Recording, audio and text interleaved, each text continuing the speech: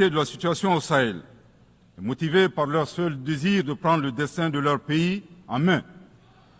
Leurs Excellences, le capitaine Ibrahim Traoré, président du Faso, chef de l'État du Burkina, le colonel Assimi Goïta, président de la transition, chef de l'État du Mali, et le général de brigade Abdourahmane Tiani, président du Conseil national pour la sauvegarde de la patrie, chef de l'État du Niger, ont dans un premier temps institué l'Alliance des États du Sahel, une architecture de défense collective et d'assistance mutuelle dans la lutte contre le terrorisme, en signant la charte du Liptako-Gourma le 16 septembre 2023.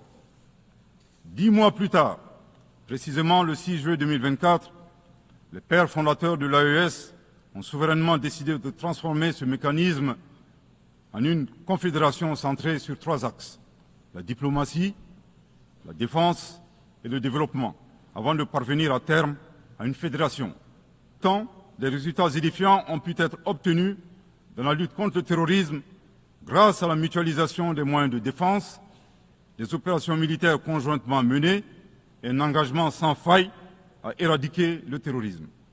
C'est la raison pour laquelle les États membres de la Confédération des États du Sahel ont adressé le 19 août 2024 une lettre conjointe au Conseil de sécurité des Nations Unies pour dénoncer le soutien des autorités ukrainiennes au terrorisme international, condamner l'agression contre le Mali, demander au Conseil de sécurité de prendre des mesures appropriées contre les autorités ukrainiennes.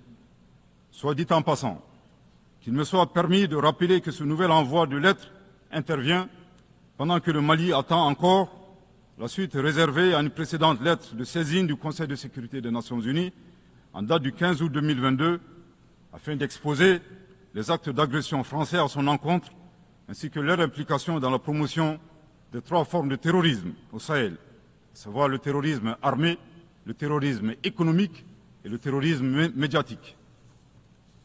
Couvrant une superficie de 2 758 000 km², avec 71 millions d'habitants, majoritairement jeunes, un potentiel économique exceptionnel, un sous-sol riche de la quasi-totalité des éléments du tableau de Mendeleïev, la particularité de la Confédération des États du Sahel réside dans l'état d'esprit des chefs d'État, des peuples et des forces de défense et de sécurité de la Confédération, forts de leur dignité et de leur honneur. Motivés plus que jamais par le sang versé des leurs, décidés à combattre le terrorisme sous toutes ses formes et honorer la mémoire des victimes, civiles comme militaires, sahéliennes comme étrangères, de la barbarie, déterminés à défendre l'intégrité de leurs terres et assurer leur prospérité de manière pacifique. Comme le stipule le préambule de la charte du Liptako-Gourma, qui fait référence à plusieurs organisations internationales, notamment la CEDEAO et les valeurs universelles.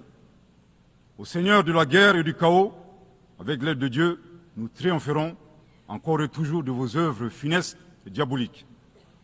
Curieusement, depuis la création de l'AES, nous avons été surpris par l'hostilité farouche avec laquelle elle a été accueillie, en particulier par certains responsables de la CEDEAO, aux ordres d'entités impérialistes et néocoloniales. Le reste de l'histoire est connu. Amadou Hampâté-Bâ disait, je cite, « À trop vouloir jeter une grenouille qui vous dégoûte, elle finit par tomber dans une bonne mare. » Fin de citation. La Confédération des États du Sahel est ouverte à tous les investisseurs, à condition que le partenariat profite aux populations sahéliennes et à la condition de respecter la souveraineté des États.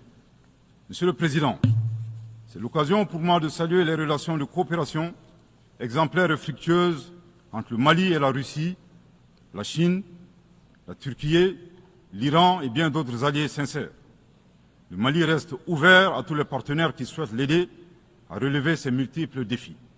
À cet égard, je réaffirme que le gouvernement du Mali reste disposé à poursuivre et à renforcer sa coopération avec l'ONU, notamment à travers les agences, fonds et programmes avec lesquels nous entretenons d'excellentes relations de coopération. Nous saisissons également cette opportunité pour saluer et reconnaître la sagesse de son Excellence, Monsieur le Président Abdelmadjid Tebboune, Président de la République algérienne démocratique et populaire. Le 29 août 2024, lors d'une tournée dans le sud algérien, vous déclariez que la Libye, le Niger et le Mali sont des nations fraternelles que vous soutiendriez et non desserviriez. Le peuple malien n'a pas été surpris par ces propos, qui indiquent éloquemment votre panafricanisme, à l'instar de vos célèbres prédécesseurs, dont feu le président Abdelaziz Bouteflika, affectueusement appelé Abdelkader Mali. Suite à son établissement à Gao, et l'engagement des autorités maliennes à travers les actions suivantes. Offrir le territoire malien comme base arrière aux Moudjahidines, ouvrant ainsi un front sud. Participer aux affrontements armés contre le colonisateur français en déployant des combattants maliens aux côtés des Moudjahidines sur le territoire algérien pour défendre la liberté et la dignité des Algériens. Défendre l'Algérien dans toutes les instances diplomatiques jusqu'au recouvrement de leur indépendance.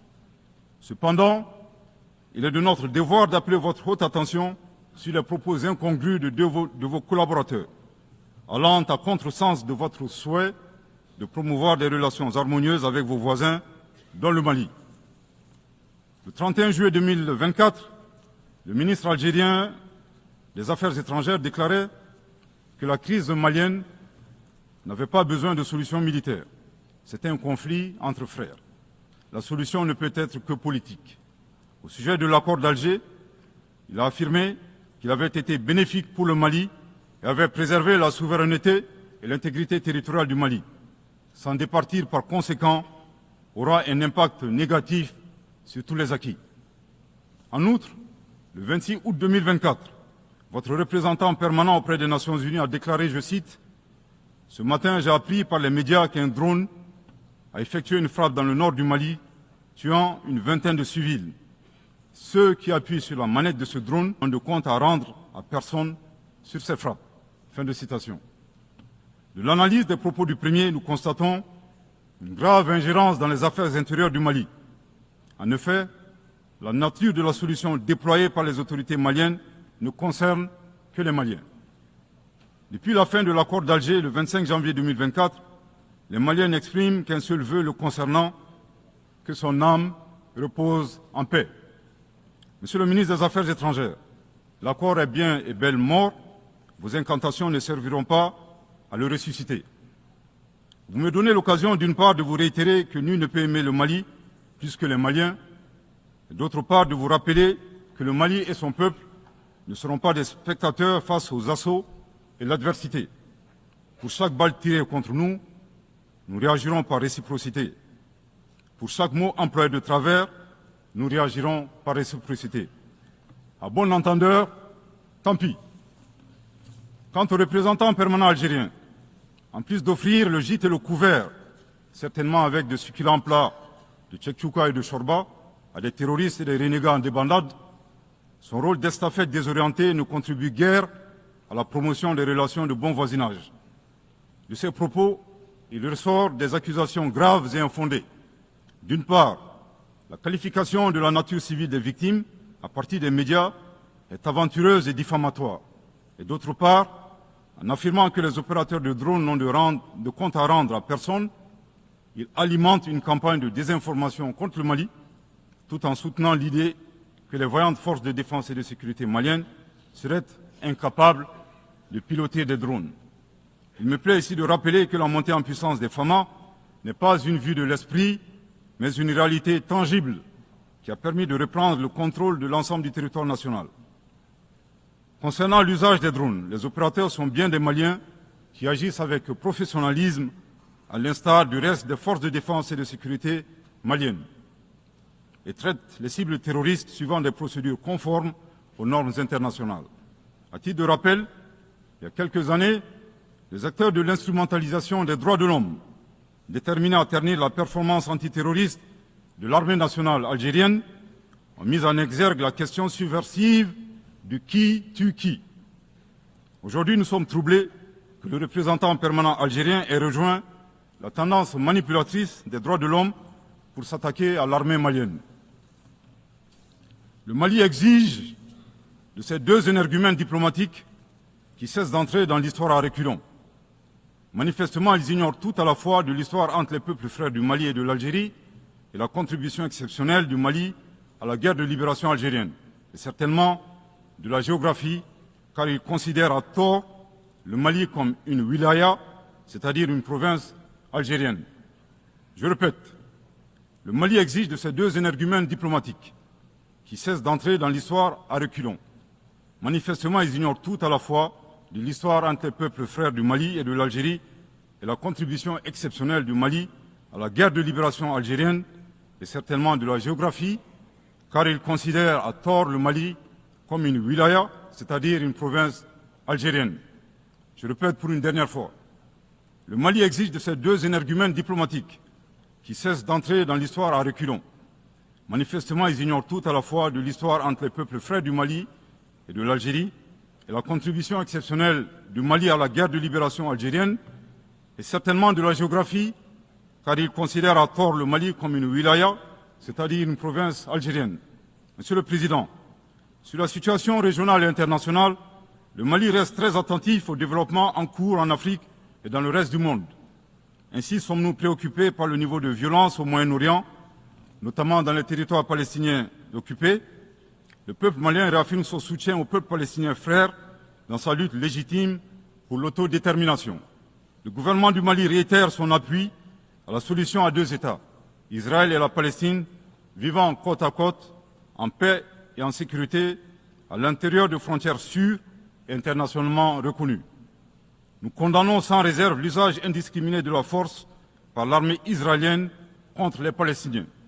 Au plan humanitaire, le Mali est préoccupé par la situation précaire des millions de réfugiés et de déplacés internes dans le monde, du fait des conflits armés, des catastrophes naturelles et des changements climatiques.